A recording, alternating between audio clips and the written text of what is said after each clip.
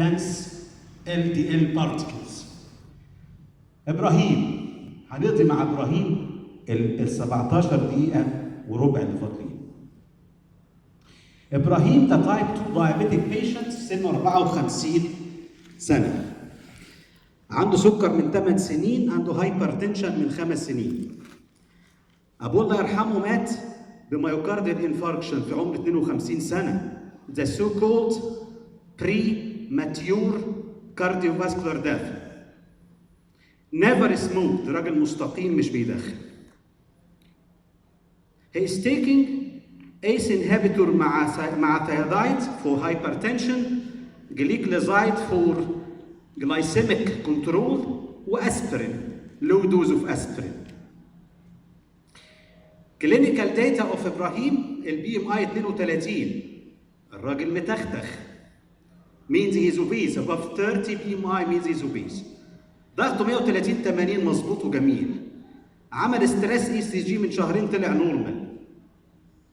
fundus examination background retinopathy. foot examination عنده also vibration sense يعني peripheral neuropathy، يعني عنده evidence of 2 microvascular complications retinopathy and neuropathy.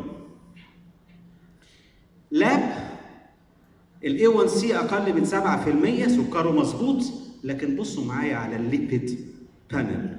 توتال كوليسترول 182، LDL 134، HDL 32، ترايجليسرايدز 165. افتكروا الأرقام دي هجيلها دلوقتي. الراجل عنده ألبومين كرياتين ريشيو 138، يعني ألبومينيوريا. كرياتين اوف ابراهيم 1.5، لما نحسب الاي جي اف ار هيطلع 49، يعني ستيج 3 كرونيك كيدني ديزيز. يبقى الثالث مايكروفاسكولار كومبليكيشنز از ذير. عنده دايابيتيك نيفروباثي المسماه حاليا دايابيتيك كيدني ديزيز. ليفر فانكشنز نورمال. الخص موضوع ابراهيم لانه مش هنقول حاجه ثانيه النهارده. ابراهيم عمره 54 سنه، عنده سكر من 8 سنين. الراجل سمين، سكره مظبوط، ضغطه مظبوط. عنده ريتينوباثي، نيوروباثي، نفروباثي. وده الليبيد بروفايل اوف ابراهيم. LDL 134، HDL 32، ترايجليسرايدز 165. هتدوا الراجل ده ستاتين ولا لا؟ مين عايز يدي؟ لا لازم ترفع ايدك يا يس يا نو. مين عايز يقول يس؟ طب مين هيقول نو؟ أقلية مستضعفة. تعالوا نشوفوا الجايد لاينز كده، نمشي مع بعض واحدة واحدة. واحدة واحدة. الأول أنتوا عايزين تدوا ستاتنز قد إيه يعني؟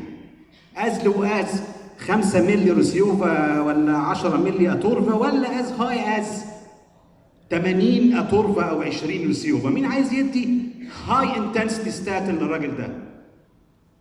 ومين عايز يدي مودريت دوز؟ العدد متساوي.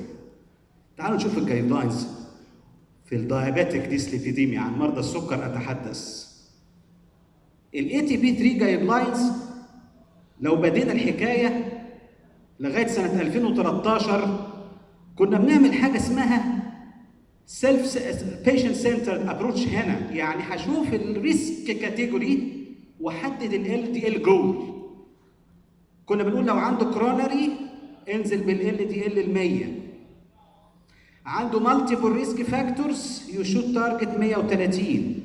ما عندوش ريسك فاكتور او واحد بس 160.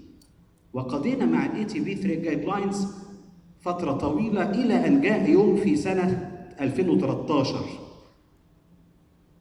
ظهرت الجايد لاينز اوف American College of Cardiology American Heart Association. This is the American School of Managing Diabetic Dyslipidemia. وقالت مفيش حاجة اسمها treat to target. في 4 categories of patients. أحد هذه الكاتيجوري مرضى السكر لازم ياخد ستاتين. يعني أنت تقابل واحد أنت عندك سكر يا أستاذ، هتاخد ستاتين. طب لا ما تحللش. لا تاخد ستاتين regardless دي ال level. افتكرت احمد السقا. عارفين فيلم ايه ده؟ الجزيره كله صحي، وكان بيقول ايه هنا ده؟ صحيح، من النهارده ما في، بلاش حكومه، كان بيقول من النهارده ما فيش تارجتس. ما فيش تارجتس. كل الدايابيتيك بيشنتس لازم ياخدوا ستاتنز وما تعملش تحليل ليبيد. هو كان اسمه ايه احمد السقا في الفيلم ده؟ منصور الحفني، الله ينور سماح. يبقى كل الدايابيتيك بيشنتس هياخدوا ستاتنز، لكن السؤال اللي هتساله هو هياخد دوز قد ايه؟ هياخد مودريت انتنسيتي ولا هاي انتنسيتي؟ يعني ايه هاي انتنسيتي؟ يعني اتليست 40 ملي اتورفا او 20 روسيوفاستاتين. الجرعه الكبيره دي هي الهاي انتنسيتي كده. امال يعني ايه مودريت انتنسيتي؟ يعني من 10 ل 20 اتورفا ومن 5 ل 10 روسيوفا. الله، يعني انت اي دايابيتيك بيشنتس هتقابله في وشك هتروح عاطيه ستاتين، لكن انت لازم تسال انا هدي جرعه قد ايه؟ ما تسالش هدي ولا لا. This is the American way. طيب ادي حد هاي انتنسيتي وادي حد مودريت انتنسيتي. الاي دي اي ما هم امريكان مع بعضيهم. الامريكان دايابيتس اسوسيشن ادوبتد the American Heart Association guidelines وقالت امين. احنا بنتكلم في معظم مرضانا في الايدج كاتيجوري دي من 40 ل 75. لو المريض ما عندوش اي كارديو فاسكولار ريسك فاكتور هتدي برضه ستاتين مودريت دوز. يعني ايه ما عندوش كارديو فاسكولار ريسك فاكتورز؟ يعني ال دي ال اقل من 100، ما عندوش هايبرتنشن، ما بيدخنش، مش سمين، وما عندوش فاميلي هيستوري اوف بريماتشور، حد كده جاي من كوكب تاني يعني. لو لقيت ده هتديه مودريت انتنسيتي ستاتين. طب ولو في كارديو فاسكولار ريسك فاكتور يعني ضغطه عالي او سمين او بيدخن هتدي هاي انتنسيتي ستاتين. طب لو عنده كارديو فاسكولار ديزيز جاي بكرونري هتدي طبعا هاي انتنسيتي ستاتين. يبقى القصه هنا اتس ا ماتر اوف انا هدي مودريت ولا هاي انتنسيتي، مفيش موضوع ادي ولا لا. يبقى هرجع لابراهيم. according to the American school هتديله دوز قد ايه؟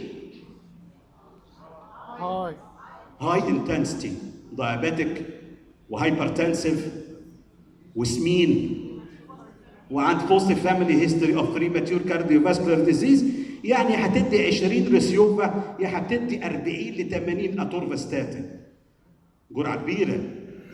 طيب ندخل بقى على اليوروبيان سكول اوف مانجمنت اوف ديسليبيديميا.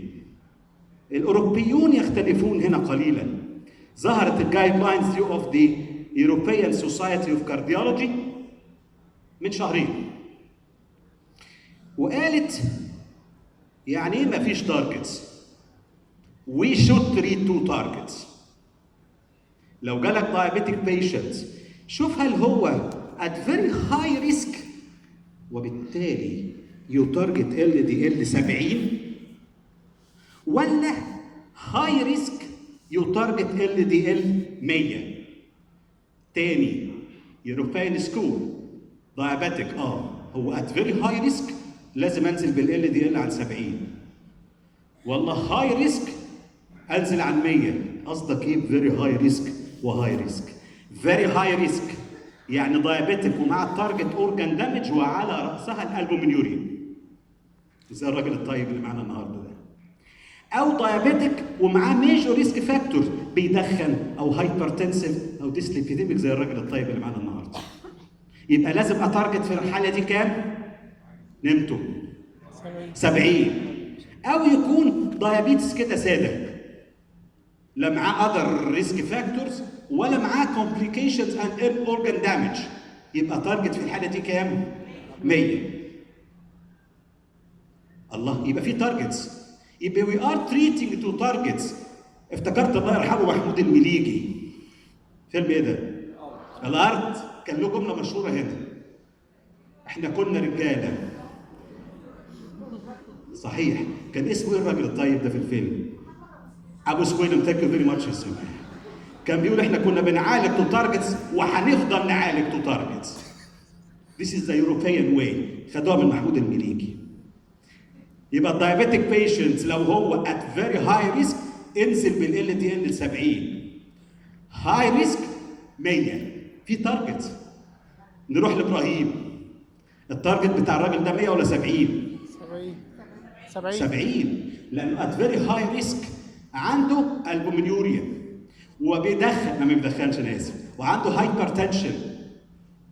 يبقى في الحاله ديت ال دي ال 134 دي انا عايزها تبقى كام؟ يبقى تنزل النص.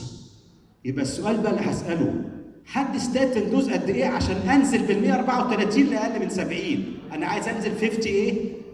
% هقول انا عارف الستاديز دمها تقيل، هجيب سيره ستادي كده اسمها فواياجر ستادي. فواياجر ستادي دي بتقارن different doses of different statins and in terms of LDL lowering. هو ال 10 مللي اتورفا كومبيرد من 20 ريسيوفا بتنزل قد ايه؟ الاستادي دي كانت على 32,000 وشويه، ربعهم دايابيتكس، واليجنتلي شود ذات علشان اقلل ال دي ال 50%. شايفين دي؟ لازم يا اما ادي 20 مللي ريسيوفا يا اما 80 مللي اتورفا. تاني الاستادي دي بتقول انت عايز تنزل بال دي ال 50% يبقى هتدي 20 مللي ريسيوفا او 80 مللي اتورفا ستاتين. دي اسمها equivalent dose relative efficacy of statins. again consistently عايز اقلل ال دي ال اكتر من 50 20 مللي ريسيوفا فيرسس 80 مللي اتورفا ستاتين. يبقى لو رحنا لابراهيم وطبقنا اليوروبيان جايد لاينز والال دي ال انا عايز اقللها للنص هتدوا ايه؟ دي نفس الاجابه. هاي انتنسيتي ستاتين رجعنا لنفس الايه؟ الديستنيشن. بس حته اخيره قدامي 5 دقائق وربع برضه. ابراهيم ده عنده مشكله. عنده ايه؟ رينال امبيرمنت صح؟ الجي اف ار 49. طب الستاتنز اخبارها ايه؟ قال انا عندي البولينه عاليه هاخد ستاتنز؟ سؤال حلو، سؤاله حلو. سيفتي وايز وافيكاسي وايز، سؤالين. افيكاسي وايز الجوبيتر ستادي بتجاوبها.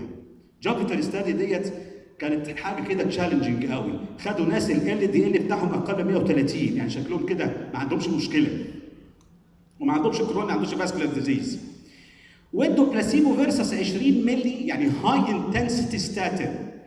وهذه الاستادي شو اليجنتلي ذات انك لما تدي هاي انتنسيتي ستاتين بتقلل المايوكارديال انفاركشن، بتقلل احتمال حدوث ستروك even if